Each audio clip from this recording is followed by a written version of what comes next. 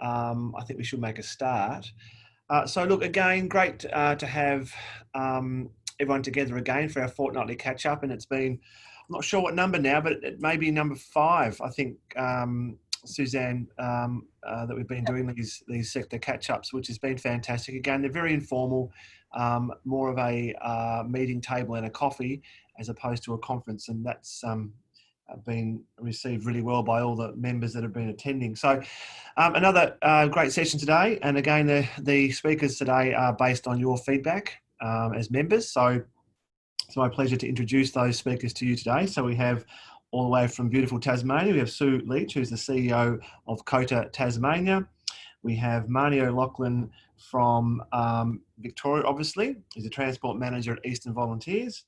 We have Lee Barker, who's the Volunteer Manager, Resource Services, also at Eastern Volunteers. Sarah, who's the CEO of Caladenia, will join us. So we've got an hour, so welcome everyone. Thanks again to the speakers for making themselves available to have a chat to our community transport providers across Tasmania and Victoria. We have got the hour. We'll hear from Sue first, and what we'll do, and as we normally do, is take questions at the very end of the session. But given that Sue's got to race off to another meeting, we will pose questions of Sue directly after her short presentation. Please use the chat function on your screen. And we'll ensure that your questions get asked. Welcome everyone. Thanks again to the speakers, and over to you, Sue. Hi, thanks Lyndon. Thanks for the introduction. I've been having a think about what to talk to you about today, and I think I might just give you a little bit of insight on the sorts of things that people are coming to talk to us about. When we first went into COVID, I think the biggest pushback we got was when we told our volunteers that on our, particularly on our policy council, that we wouldn't be meeting face to face. And that was the biggest shock for all of them. And going to the concept of meeting by Zoom was a little of a challenge for some of them who hadn't engaged in that space before. But we've been meeting regularly now by Zoom. We had that capacity to do it with the board for quite some time, but some of our older members of our policy council were not comfortable in that space before. But we've, as part of the work at COTA, we're also working on digital literacy and developing a whole range of resources around that. So it was a good opportunity for us to test drive some of those materials that we're developing directly with some of the people that we were getting the pushback from. One person in particular was concerned about doing that, and he lives in the north of the state and used to like the drive down to Hobart to be able to meet face to face. So he's now becoming a digital native, which is a good step from our perspective. The volunteering capacity for the over 70s is a challenge for us. We know that, and they are feeling a little frustrated around not being able to contribute in the way that they have done previously. Advice from Volunteering Tasmania is following naturally advice that's coming from the Commonwealth and the state health around safety for over 70s, and I must say that has been a challenge for people. And at COTA, we've received funding from the state government to provide psychosocial support during the COVID period, which is a good recognition by the state government that things are a little bit more challenging for the cohort that we represent. And one of the things that we're really keen to contribute, it'll be interesting to hear your views on this, is that for particularly the group of over 70s, we've been finding that people are quite challenged by the concept that they need to stay at home and being told constantly that they're vulnerable.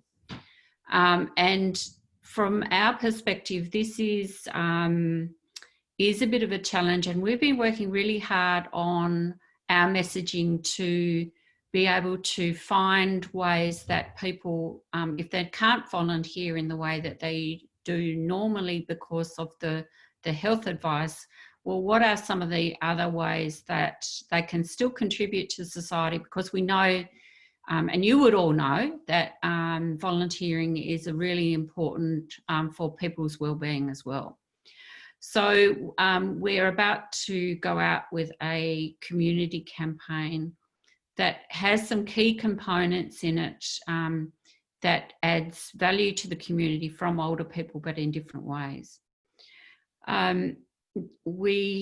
Throughout the COVID situation, we have been finding that people are getting very frustrated, not being able to get out and about as much as possible.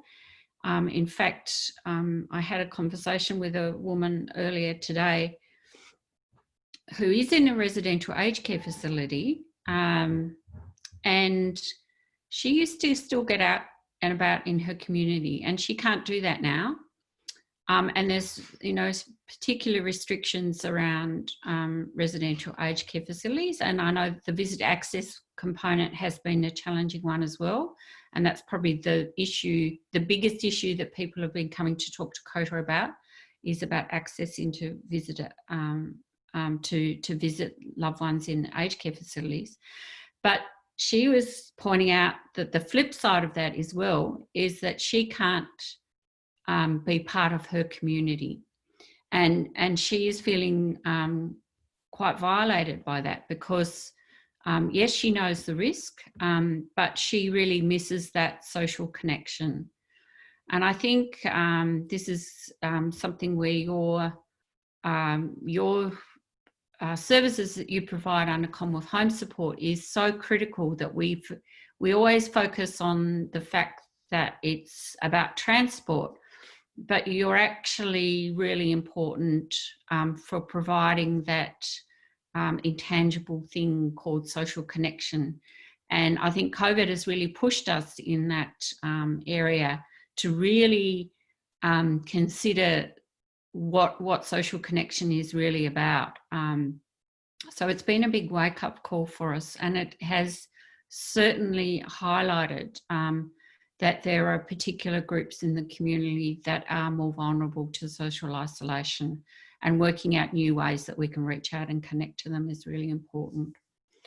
Another thing that came up that we actually connected with CTST about through our networks with TASCOS, which is our local costs, and you've got VCOS, of course, in Victoria, came from the northwest of the state, which you might be aware had a much heavier lockdown than the rest of the state because of the outbreaks associated with the Northwest Regional Hospital in Burnie.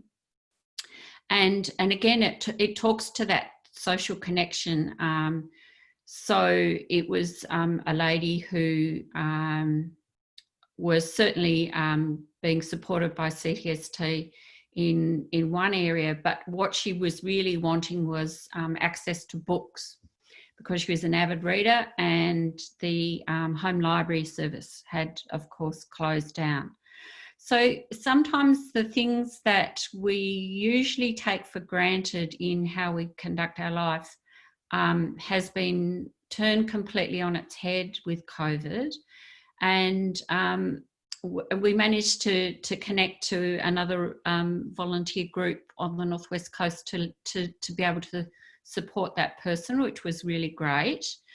But I think from my perspective, it comes to the key of what's happened with COVID.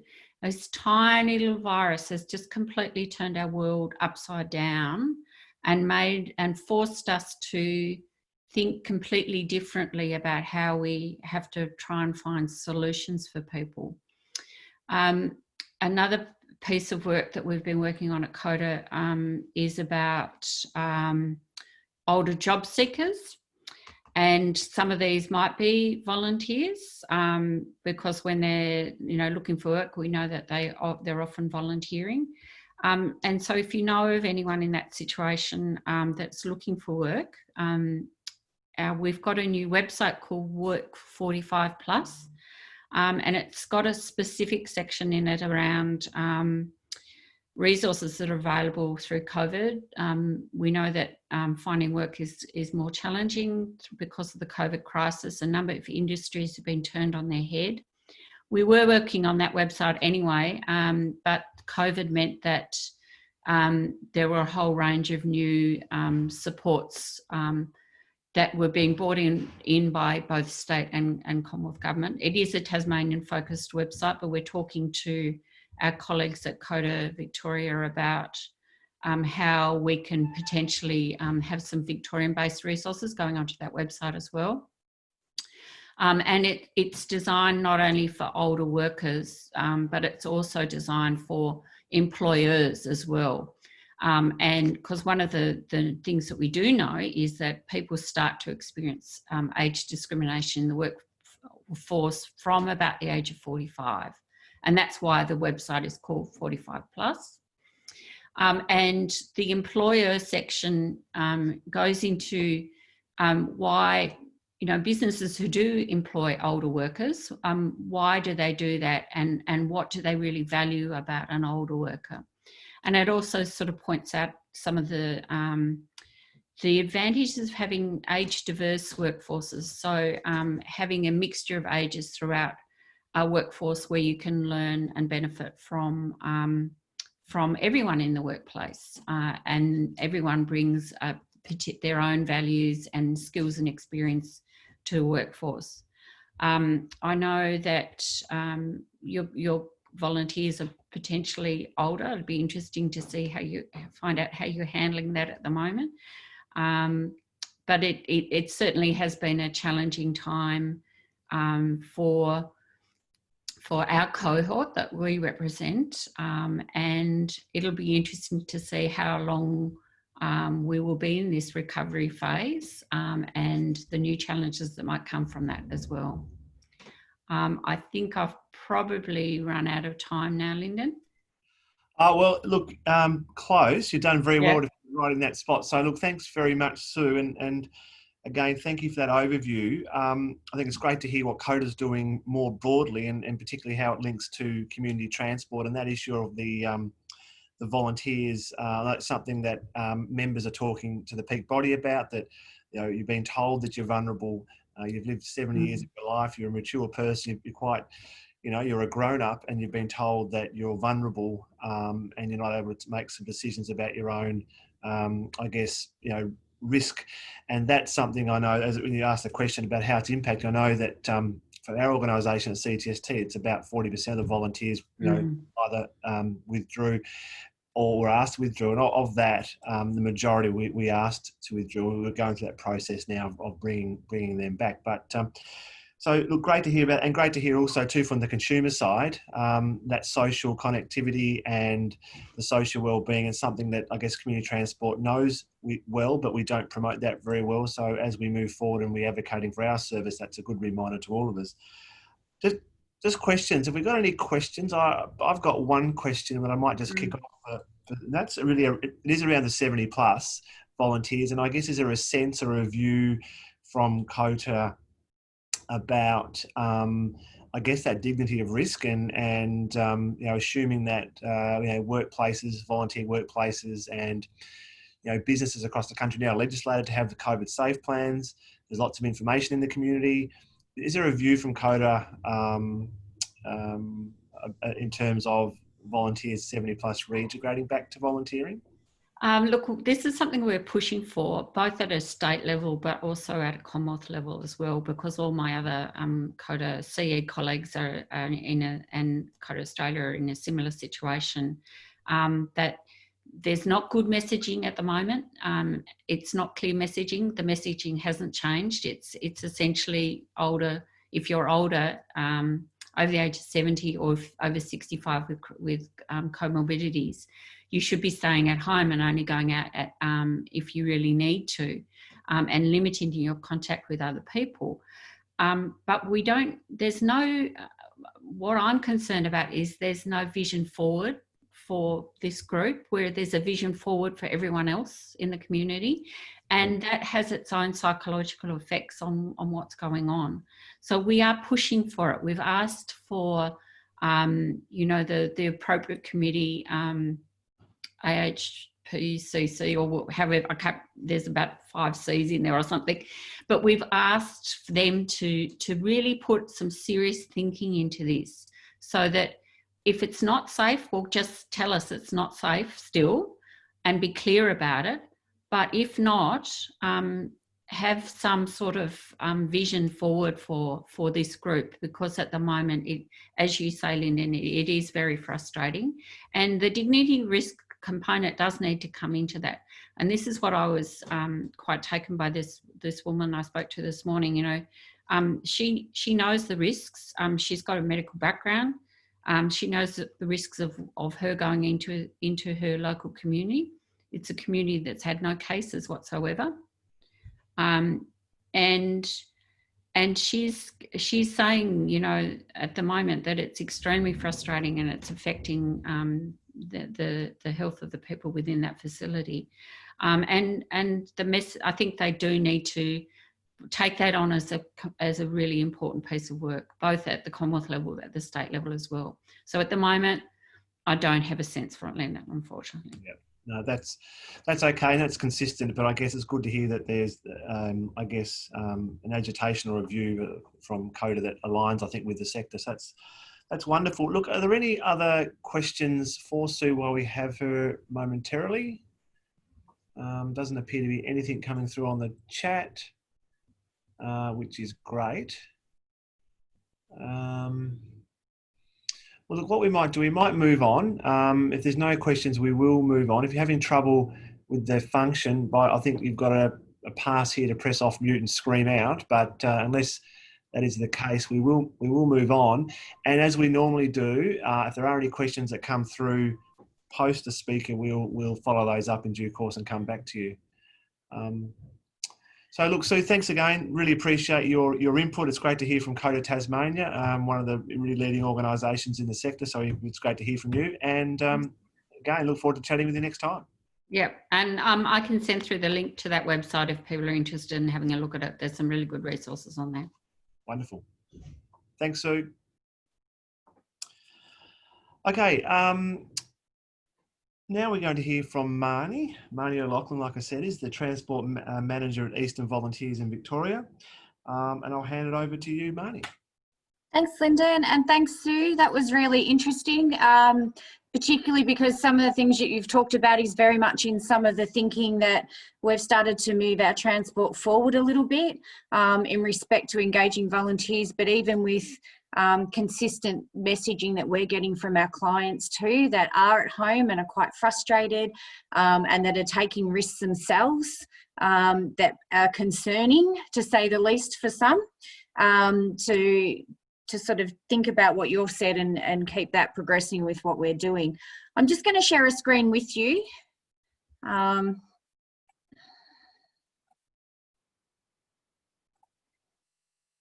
I can. Come on. So, okay.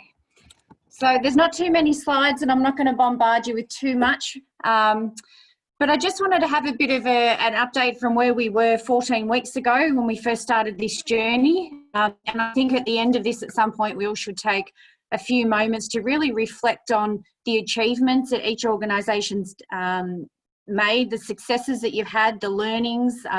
There's been collaboration. There's just so much growth in our people. And I think in the hype of trying to realign ourselves and working out what we need to do, sometimes we can miss bits of that. So I just encourage you all to reflect on the massive amount of work.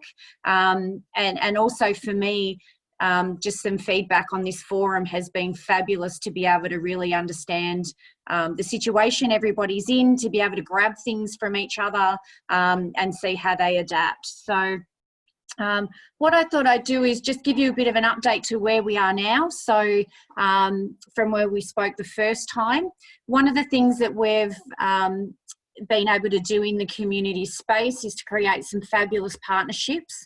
Our world changed like so many, and we have a partnership that still remains in place for the entire time of COVID with Caladenia. I won't go into too much because I'm not sure what Sarah's going to talk about, but that has been an amazing partnership where two organisations have worked together. And at this stage, it's quite welter that we have been able to use the fabulous resources of Caladenia and get a lot of community benefit out of it. And as we're emerging out into a different space, as Caladenia start continuing to work towards opening their programs, we will be able to help support them to be able to help them build a bit stronger and continue to maintain that partnership. So that has been an amazing piece of work, and I can't thank them enough, and I can't share enough how important partnerships have been for everybody, including the community, in this process. We've also partnered with Stable One, so their world changed a lot, and we were able to help share our resources. For those that aren't aware of Stable One, they help out in community with a lot of homelessness and socially disadvantaged people. Normally they have a program that allows facilities to open up overnight time, normally churches, for people to go in and sleep that are rough sleepers, and then they can help them with resources to be able to do that. With COVID, of course, that all stopped. So they had to work out how they're going to access the community. So we've been able to partner with them with resources that we have that are currently not being used, to be able to put that back out in community so they can deliver their services in a new way. And this will be ongoing for quite a few months initially. And then as they continue to morph, we will morph with them to see how we can support them. Inspiro is another example where it started off as something small, that we were working on something completely unrelated to COVID, in terms of trying to house one of our vehicles there. COVID hit. We're still working towards those things, but now we're doing some welfare calls for them as well, because they're not able to manage the load as they're trying to build their programs. So we're starting to fill holes in places for them, and just work together for a while until they can get that stability. Same with Mullen Indigenous Gathering Place. They do lots of things, but the main resource that was hit for them was their food bank, and being able to get food and welfare checks out to people. We created a partnership to be able to help them. It started off at a smallish number. The quantum's doubled of people that we access for them to allow them to be able to put their resources somewhere else while we do the easy delivery and communication to them. So there's been quite a lot going on in community. There's more things and people are reaching out. But I just encourage everyone to be brave and see and explore other organisations, just to see how we can make an impact, a bigger social impact. And I can guarantee you there'll be some unexpected benefits of just coordinating that. Everyone still keeps their identity, but we're actually looking at how do we move forward and continue the conversation in using our resources better to be able to make bigger impacts. But some of our main challenges where we are now is that we're obviously focused, like everyone else, on how do we keep people working from home, but at some point we're going to have to bring people into the office. And for us in the transport side of things, we do need to have a minimal amount of people in the office to be able to coordinate a lot of the work out to the people working from home. And obviously with our fleet in there as well, we've got to have some low-level numbers on the ground. So the biggest thing that we've looked at to get back into the workplace is how do we return to work, and how do we set up our spaces for when we've got 2 people in the office, which is the maximum at the moment, but we're going to need to build to 4 and to 6 people, and eventually we'll come out into full capacity. So we've been able to get plans together to where we sit people in those combinations. We've layered that with cleaning rosters, not just the normal cleaning that you would get your cleaners to come in and do and increase our high touch points, but the daily routines of coming in and how we manage the staff when they come in. So there's sanitation steps at each door. We temperature check at the staff. That's a new process that's occurring, that as they come in, they'll be temperature checked. And if their temperature's over 37.5, they won't be permitted to work from the office. And we just think that it could be a lot of other things, but we've really got an older cohort to protect in both our staff, in our volunteers, but also in our vehicles. And the risk is too great. The transmission risk is too great. We have periodic cleaning during the day. We still practice social distancing. We've had social distancing training for the transport department at this stage because they're the ones that are in and out. And it's interesting because it may seem really obvious that people just understand social distancing and understand cleaning. And some of the things we've discovered is that not everyone cleans at home. So their understanding of cleaning versus someone else's understanding can vary quite a lot. So it's very important too that we've set up the spaces so that we've removed chairs so that people can't just naturally sit and follow the behaviour of the landscape. We've set up in different areas down in our transport area. We've made some changes so that it makes it difficult or makes them have to think to go and position themselves next to somebody versus just going to the automatic spot that's talking to you. Our rostering has been one of the biggest things that we've worked on as well, certainly for the office, is so with the transport team, we have the same transport person coming in on the same day each week. They only come in once a week and they rotate through so I can see them. But we coordinate that with the rostering of our drivers too. So if we did have a COVID outbreak, all the Monday team could be removed and we've still got 4 days worth of teams that we could redeploy if we needed to, if we had part of our workforce in isolation. So it was about reducing the risk that if we did have an outbreak, how quickly can we remove people to make sure that we can still function. So with our driver preparations, this has been the trickiest area for us. And tricky because in the next slide I'll talk about how we've opened up transport. One of the things we're really focused on is that if our processes are rigid and they're strong and they're followed, that should really mitigate the risk when we're out in community and mixing out in community.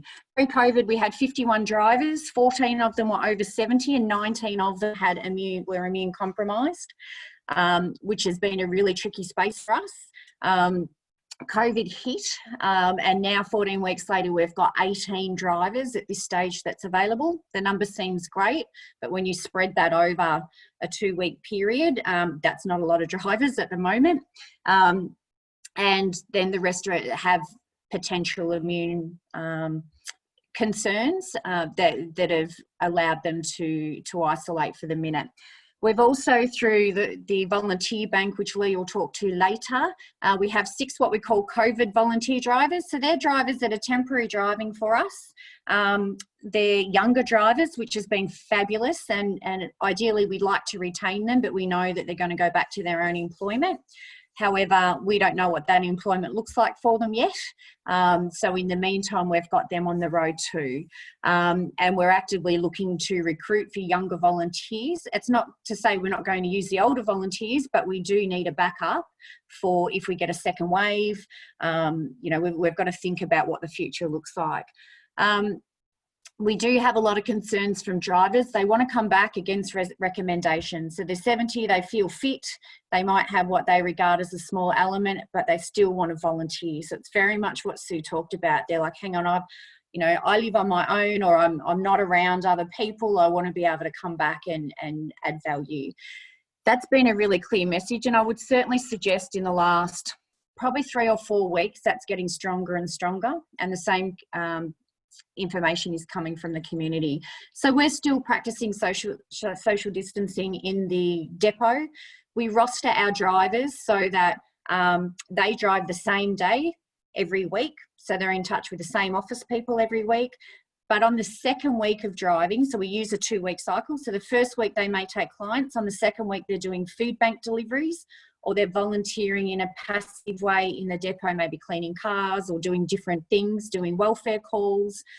They're engaged in a home capacity. So they've got a break so that if there was a case potentially where they were starting to show flu-like symptoms, less likely we're going to transmit that, because there's a sort of a 2-week period where we might pick up there's a problem before we put them back in cars with clients. So it's an interesting one to try and coordinate. It's a lot of mucking around trying to coordinate that second week and having them do different activities. But the risk kind of outweighs the work to some degree, and we're making it work at the moment. Things that we do for our drivers as well, we clean the cars every day, every morning. They're fully sanitised, and between each client they're sanitised. The sanitisers in the car, the clients wear face masks. We transport one at a time, or if the carer lives with the person, we'll transport the carer. And we've just started to move to bus, utilising our buses and transporting 3 different people on a bus, managing the social distancing as well. Our drivers are now temperature checked each day, and that's recorded. And again, if their temperatures are high, they won't drive, and we will either have a backup driver, send one of us out, or reschedule the trips in another way to be able to deliver those trips, to make sure that we've got everything we have in place. And the other thing that's been a real concern with us as well is training, because we know that we've got clients that have been sitting at home, not as mobile, not as stimulated, and we have real concerns that the risk is, as we're going to pick up clients as they're starting to come out of isolation, have they deteriorated? What's their condition? Because there's not as many lenses on them with support services going in, and we see that as a real risk. So there's been some training going on about mobility and focusing on making sure the drivers are really having a good look at our clients, and having the conversations and reporting back to us as they're transporting them, to see if there's any new risks appearing that no one's necessarily picked up at the moment. The biggest thing that we've had is that we've definitely got information, and I've just lost my page. We've definitely got feedback from clients that they are taking risks, particularly in the age group over 80. There's a lot of them that are isolating, but as they've been in isolation for longer, they're taking risks they shouldn't be taking. So we've got clients that, one of the ones that we spoke about is low vision. Somehow still has a driver's license and hasn't driven because of the vision, but we weren't taking them because they were over 80, so they were getting behind the wheel of the car. We're having clients that have complex mobility issues, deciding that they're going to try and catch public transport, or that they're going to walk, make the attempt to walk a K and a half to the shop, because we won't take them, because they want to go shopping. They want to take that risk. And it's been quite challenging trying to have these conversations, and again, to reflect on what Sue was saying too, they want to be able to do things that they perhaps shouldn't necessarily be doing.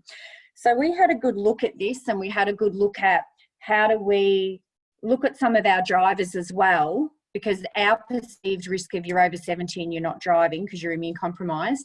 So we came up with a few things. All our drivers over 70 or that have reported any immunity issues has been sent back to their GP with a COVID sign-off. So their GP has a discussion with them about their capability. We provide them with a letter talking about the kinds of things that they do and that they'll be in community, and they sign off whether or not they're a risk of COVID. If they're not a risk of COVID, we will allow them to volunteer. If they're at risk of COVID, obviously they can't volunteer in the same capacity. And we've done the same for a medical for each driver as well, because our drivers' physical conditions in this time could be a little bit different, being that they're of an older cohort. But the biggest thing we've done is we know it's recommended that the following age groups are considered high risk. So you're over 80s, you're over 70s who are immune compromised, and people over 50 and identify as Aboriginal or Torres Strait Islander. We have made the choice that we keep our procedures tight. We don't encourage these particular groups to go out, but if they're going to go out, under the aged care standards too, they have that choice of risk. We make the risk very clear to them, and this is all recorded and documented, and we will transport them within certain conditions. So essential medical and health, which has always been a case, we'll take everyone. We'll take them to social support programs, because we've got good sanitation, and social support programs will have their own sanitation, so we view the risk as low. if they want to go food shopping. If they're under 80, we'll take them to the supermarket or wherever they want to go. If they're over 80 and insisting they want to go to the supermarket, we will only take them to standalone supermarkets. So we won't let them go to Eastland. We'll take them to one that's standalone so that there's less people. So we're trying to mitigate the risk for them. Yep. Sorry, I feel really bad about this, just conscious of time. Just wondering, have you got much left there to go, or are you able just to, because we've got quite a few questions as well because of the Sure. Which is great. So what we might do, if you're able just to maybe the next minute or so wrap that up, and then we'll move on and then take some questions at the end. Is that okay? Fine. So this slide basically says we'll take everyone, but if you're over 80, we're going to limit you to certain things. So if you're wanting to go to the hairdresser or shopping and it's not recommended that you do, then we'll only take you to places where there's less people, like standalone hairdressers or and if they need to go into a large shopping centre because their doctor's there or something like that, we will just reduce them to an hour in that space to reduce any risk. Client preparations is very much like our drivers. We're screening them before they travel when they book the appointment the day before, and our drivers are testing their temperature to check them on the day. They've got their COVID care plans in place, so we understand what their needs are, and that they understand the risk that they're taking if they choose to travel outside of recommendations. And that's it. So I'm happy to take questions. Lovely. Thanks, Marnie. Look, again, a very thorough presentation, that's very informative, and great to hear the overview from your organisation, how you're approaching particularly the comeback phase. So very detailed. We thank you for that. We might move directly on to Lee and then take questions at the end. We've obviously got 15 minutes there at the end, just conscious of time. So we might have to just shorten the question time at the end to ensure that everyone gets their 10 minutes. So thanks again, Marnie, for that presentation. I'll hand it over now to Lee, who's the Manager of Volunteer Resources Services at Eastern Volunteers. Thanks, Lee. Thank you so much. Thanks, Lyndon. Thanks, Marnie. I just wanted to, when Marnie asked me to have a chat, I sort of, like Sue was thinking, what would you guys like to hear about? And so I sort of thought I'd just talk you through our reflections on how volunteering has been impacted through COVID and what our journey on that is. So for those of you who don't understand, Eastern Volunteers definitely has its community transport arm that Marnie manages, but we're also a volunteer resource service where we support agencies like yourself in recruiting, in volunteer management, and we really work with the volunteer themselves to get people ready to volunteer and to really promote volunteering in the community.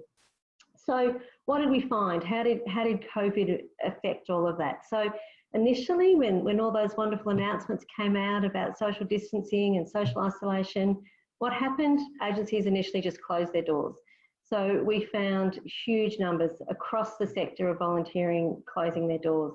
We advertise and recruit for around 500 agencies, and we had all these live roles ready and people applying for these roles, realising, hang on a minute, there's probably no one wanting these roles at the moment. So we initially contacted all our agencies and said, what do you want to do? And we would have had less than a handful want to continue to recruit for ongoing roles. So, you know, there was this massive shutdown, close the doors, put things on hold. And a lot of you would have experienced that. At the same time though, our phone was ringing off the hook. Our emails were going crazy with people saying, we want to help, how can we help? So we made a very early strategic plan to establish a central volunteer bank. And in that space, we didn't really know what was going to happen with that, but we knew that we needed to address the need for people to help. I'm a doer, I need to do something. And if I'm told I can't do anything, I've just got to sit on my hands, I'll go crazy. So we registered people into this bank, and our languaging to them was, thank you so much for wanting to make a difference. We don't know what we're going to be able to do with this, but we want you to know that you've made a difference by registering into the bank. And at the same time, we connected with our agencies. We work across 4 different agencies, councils, 4 different council groups, and we let them know we were doing this. Each of those councils' phones were ringing off the hook with people saying, how do we help? So they referred those people to us, and we gathered these people. We started to let people know this bank was there, then all of a sudden the roles started coming in. So, you know, over May and June, we've placed hundreds of volunteers into different roles. These volunteers in the bank were people primarily from two groups. One group, so were volunteers who had been laid off from their current volunteering role but wanted to make a difference, and also people who have been laid off from their paid employment for the time being, and they were wanting to make a difference. So an incredible group of skilled, young, vibrant, and people with so much experience all wanting to help. So the roles started coming in. So the face-to-face roles were COVID drivers, people that, like Marnie spoke about, that needed, that their volunteer base were older and had to stop. So we've got a whole lot of these young people into these roles, food bank delivery, hamper packing, community garden, like all these amazing face-to-face roles that needed doing. But then also so many agencies were able to adapt their roles really quickly, and they needed virtual roles. So for example, we had a migrant support agency who had their clients were feeling so isolated and nervous and confused. So she organised all these virtual roles. So there was virtual visitors, virtual tutorers to help with teaching. And she said to us, you know, I need people that speak all these obscure languages. We put the call out to the bank, and within 2 or 3 days, we had 30 volunteers speaking everything from languages I've never heard of, like connected through and being able to connect and help people, you know, in these important roles. So it was just incredible, and these are still happening. And so I did see a question pop up, where did these COVID drivers come from, Marnie? Well, it's from this bank, and we're still placing these people. This bank is still active. Some of these people have now gone back to their paid work, but some are still available. A lot are still available. The other thing that happened, and Sarah from Caladenia was one of the early people to pick up on this, she'd had to, and Sarah will talk about it, but organisations like Sarah's had to lay their staff off for the short term, but they wanted to offer them roles where they could still be active if they wanted to. So we were able to connect groups of amazingly skilled people from our organisations to other organisations to help fill that gap as well. One of the early things that happened is we had a meal delivery service that saw an incredible increase in the need. I think they quoted something like in the beginning weeks there was a 50% increase, and they're expecting another 100% increase for the demand for the meal. But their volunteer bank were over 65, so they had lost most of their volunteers at that point.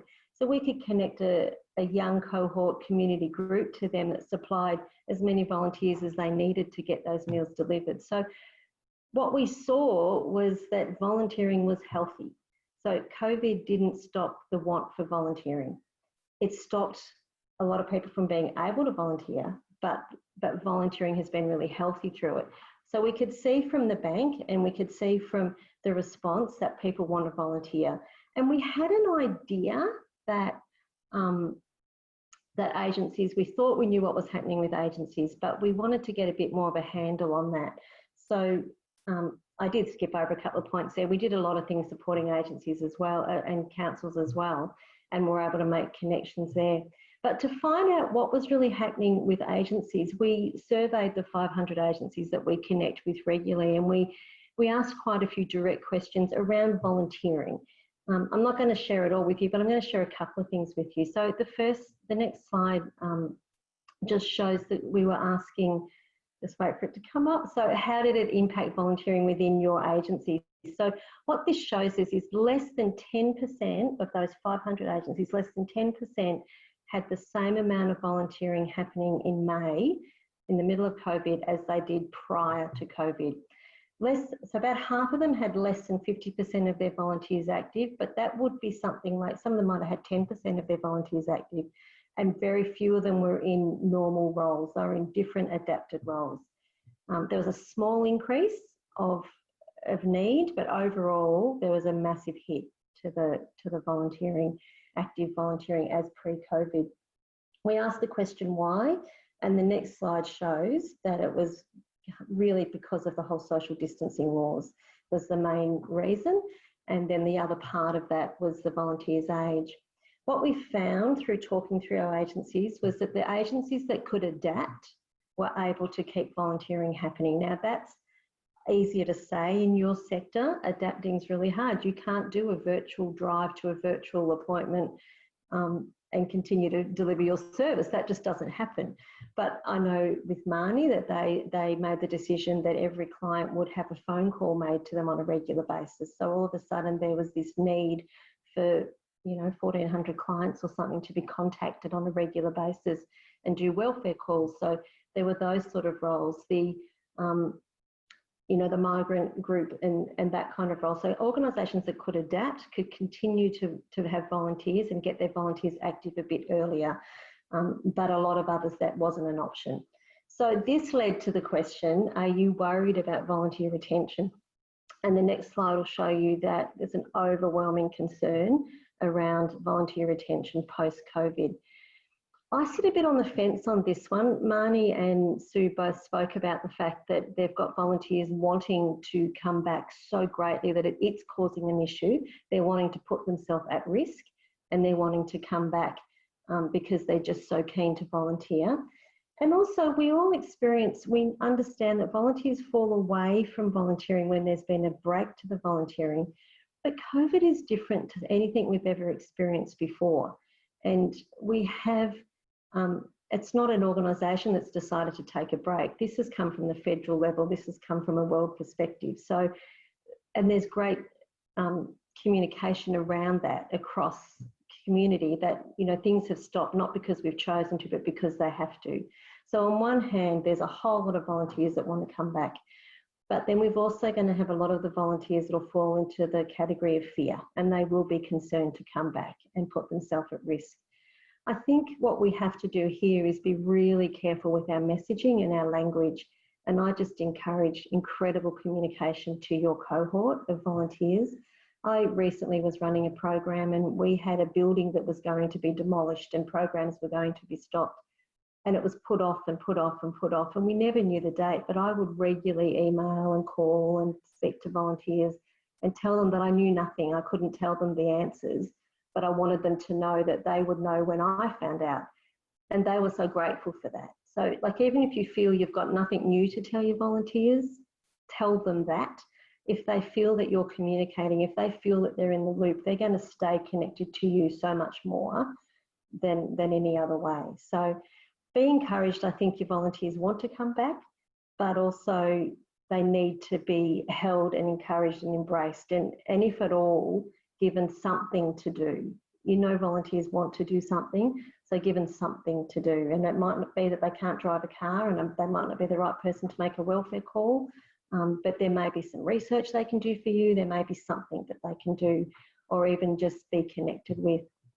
And so just quickly looking forward, on the next slide, I just sort of some reflections about what do we need to do moving forward. And I guess I want to encourage you to be prepared. Particularly with recruitment. You know what your needs were pre-COVID. You know what you're sitting with at the moment. You don't know when, none of us know when life is going to go back, that things will they ever be like they were before? We don't know. But we know that there will be, you've got a whole lot of clients that are really keen to get out there and get moving. They want to get back into the world when they can. You're going to need drivers. You're going to have some of your cohort that can't volunteer at the moment, some that'll be nervous and some that are really keen. So get prepared, know what you want and start on it. We're doing that in-house. We've got roles that we need to have ready to go when we can get back to face-to-face. We do a whole lot of interviewing. When we can get back to that, we need our people trained and ready. So we're advertising, we're recruiting, but our language around that is, this isn't ready to start today. We're getting you ready for when we can start. So I encourage you to do that.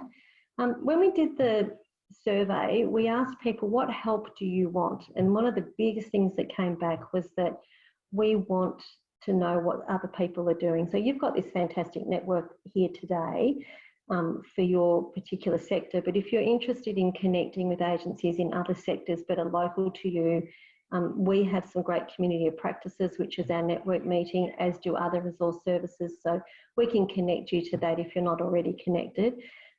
We have a meeting in a couple of weeks where we've got a representative from DHHS coming out to speak about what is the latest government advice directly, and what do agencies need to do to open, and they will answer your questions. So you're very welcome to attend that.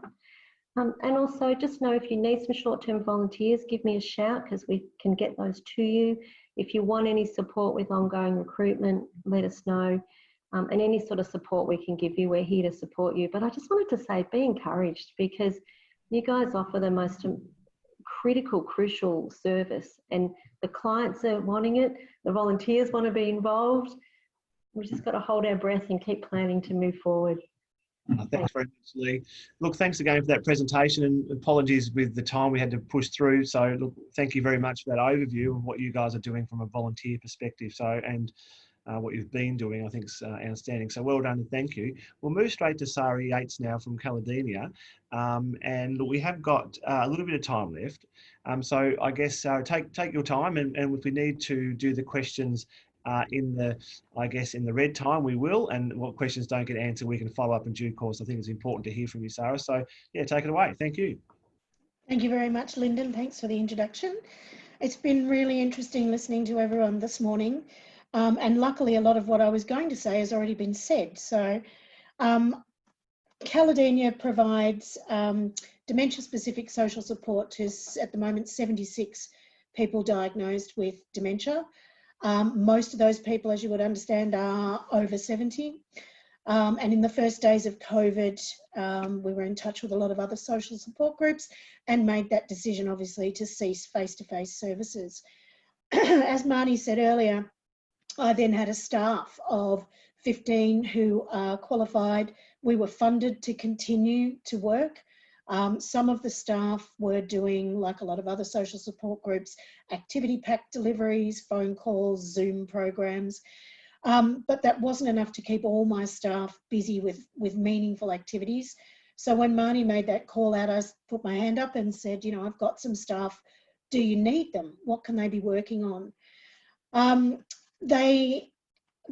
We formed a really quick partnership. We found some work we could work on almost within a couple of days. And I've got some numbers here, Marnie, you haven't seen these yet, but over the time of COVID, since we've been working with Eastern Volunteers, Caladenia staff have spent 476 hours of time on Eastern Volunteers work. We made 1,400 welfare calls in 4 weeks.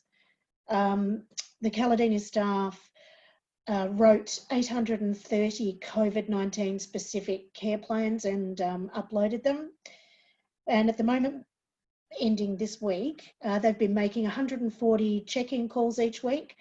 We've done 55 volunteer file audits and formulated 57 transport client review and developed their care plans. So that's given the Caladenia staff some amazing chances to use the skills that they would be using here anyway, and to really contribute meaningfully from home to the COVID-19 sort of effort. One of the other things, of course, when we shut down our programs, and we're concentrating on keeping our clients and our carers supported and referred to other services should they need to. But we also, like the rest of you, had 55 volunteers who no longer had a volunteer role because our programs weren't running. So we were very conscious that we didn't want to lose contact with these volunteers, and also we wanted to support them as part of the Caladenia family to get through this COVID-19 situation. So we jumped straight on Facebook and made a specific Facebook group for the Caladenia volunteers and friends.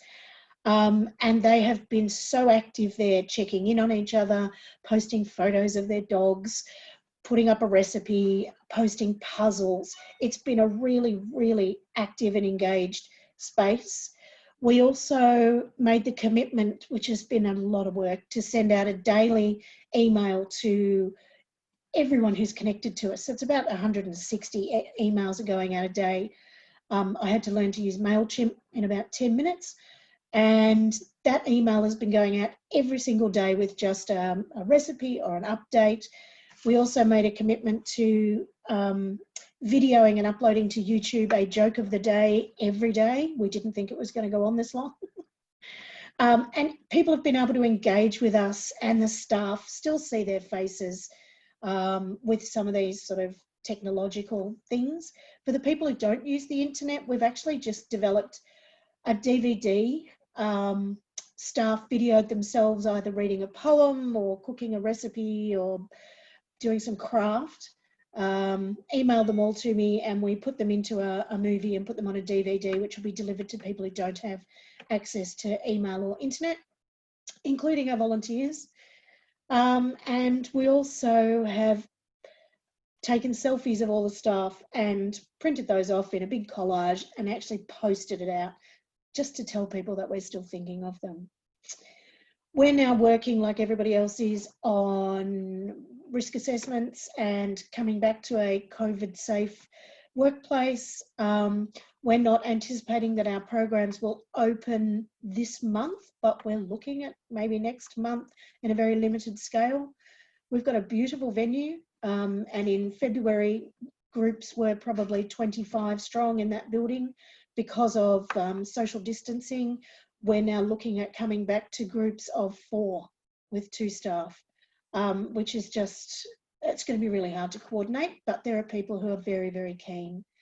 We've also had to do COVID-specific reassessments of people because our clients all have a diagnosis of dementia. It's really important for us to find out if people can actually comply with social distancing, whether they understand the need for it, whether they are able to practice good cough and sneeze hygiene, wash their hands, sanitize, all that sort of things. And finding a way to tell a very affectionate group of people that they can't hug or touch.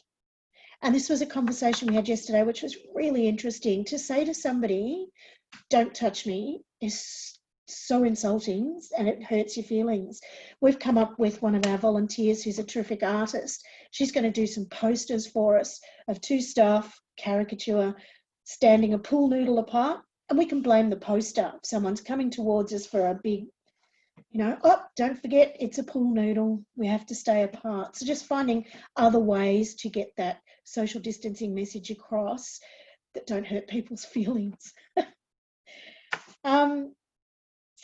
We have been fabulous. It's been a fabulous experience working with Eastern Volunteers and just making that partnership. I think as agencies, we're quite similar. We were able to put the good of all our community ahead of any ego that the agencies had. And Marnie and I are looking to continue that partnership moving forward. We, of course, will have trouble with transport. Nobody can use 12 people on a 12-seater bus at the moment. Marnie's offered to give us some extra drivers to transport people safely, and we're looking at other partnerships as we move forward into a new normal. Thank you very much. I'm happy to answer any questions as well. Excellent, Sarah. Well, thanks very much for that overview of and the partnership too. I think I'm sure I speak on behalf of everybody listening to Lee, Marnie, and yourself, Sarah. We could have went on for another session just on what's happening there. That's some great innovation that's come out of COVID, and no doubt will improve the service model moving forward. So, look, thanks very much for that overview. Look, we do have a minute or so, and it looks like we have a couple of questions that we might be able to get done now. So this question here is, obviously, yes, PowerPoints can come through. We've heard a bit, Marnie, can you tell us where the COVID drives have come from? So we've answered that question already.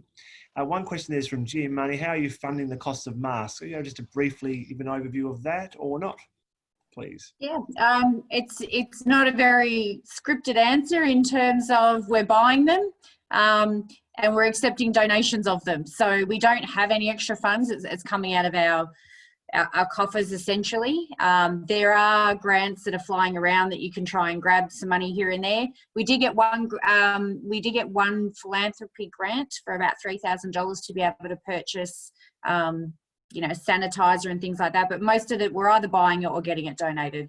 Yep, lovely, thank you. And the question here has come from James Ailing from the greater city of Dandenong, and it's a long question, but I think if I could just boil that down, it does relate to the distancing applied in vehicles, and after some guidance there around that. Would anyone in particular like to answer that or respond to that question from the panel? I'm happy to. In terms of our vehicles, in our sedans, we can't get the social distancing, so the best practice is to put them as far in the back as we can. Resources, if you have a look at the taxi and the Uber, the transport information, you'll find it. But in a bus, you can achieve transport in a bus with social distancing if you stagger the seating arrangements on your bus, and going by the 1.5 metres, you'll be able to get limited numbers on. Wonderful. But look, that is a complex area, isn't it? And so so James, if there's additional information, please send that through to the website at the VICTAS Community Transport Association. We can get some more detail around that if you wish. So thanks, Marnie, for the response. And it looks like the last little comment we have here is from Suzanne herself, just reminding everybody about the session coming up on a Thursday fortnight, where we have speakers from St John, and also Alan Eade, who's a Chief Paramedic Officer with Safer Care Victoria Government. So another good session. So look, with that said, conscious of the time, thanks so much to the speakers.